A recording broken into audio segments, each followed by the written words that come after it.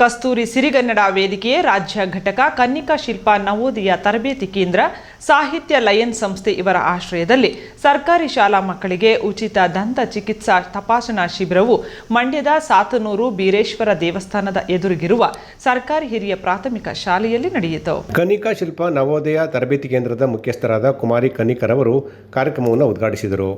ನಂತರ ಮಾತನಾಡಿದ ಕನ್ನಿಕರವರು, ಮನುಷ್ಯನಿಗೆ ಆರೋಗ್ಯ ಮುಖ್ಯವಾಗಿರುತ್ತದೆ. ಆರೋಗ್ಯ ಇಲ್ಲದಿದ್ದರೆ ಕಷ್ಟವಾಗುತ್ತದೆ.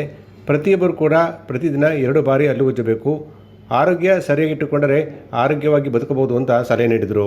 ಇವತ್ತು ನೀವು ಏನೇ ಕೆಲಸ ಮಾಡಬೇಕಾದ್ರೂ ಆರೋಗ್ಯ ಮುಖ್ಯ ಅಲ್ವಾ? ಆರೋಗ್ಯ ಇಲ್ಲ ಅಂತಂದರೆ ಯಾವ ಕೆಲಸಗಳನ್ನೂ ಕೂಡ ನೀವು ಮಾಡೋದಕ್ಕೆ ಆಗಲ್ಲ. ಅದಕ್ಕೆ ಹೇಳೋದು, ದಿನಕ್ಕೆ 2 ಬಾರಿ ಹಲ್ಲುಜ್ಜಬೇಕು ಅಂತ ಹೇಳ್ತಾರೆ ಮನೆಯಲ್ಲಿ ಅಲ್ವಾ? ಬಾಯಿಯ ಆರೋಗ್ಯವನ್ನ ಚೆನ್ನಾಗಿಟ್ಕೊಂಡ್ರೆ ಮಕ್ಕಳೇ ಇಡೀ ದೇಹದ ಆರೋಗ್ಯ ಚೆನ್ನಾಗಿರುತ್ತೆ.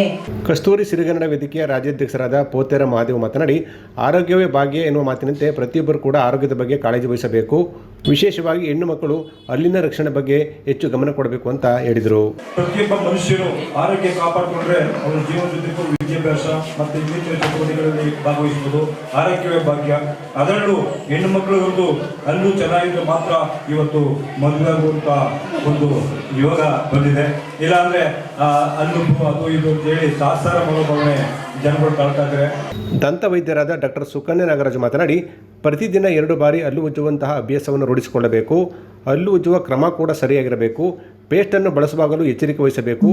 ಪ್ರತಿ ಸಾರಿ ಆಹಾರ ಸೇವನೆ ನಂತರ ಬಾಯಿ ಮುಕ್ಕಳಿಸಬೇಕು ಅಂತ ವಿದ್ಯಾರ್ಥಿಗಳಿಗೆ ಸಲಹೆ ನೀಡಿದರು. ಅವರು ಹೇಳಿರೋ ಮಾಹಿತಿಗಳಲ್ಲಿ ಫಸ್ಟ್ 2 ಬಾರಿ ಪ್ರತಿನಿತ್ಯ ಹಲ್ಲನ್ನು ಉಜ್ಜಬೇಕು.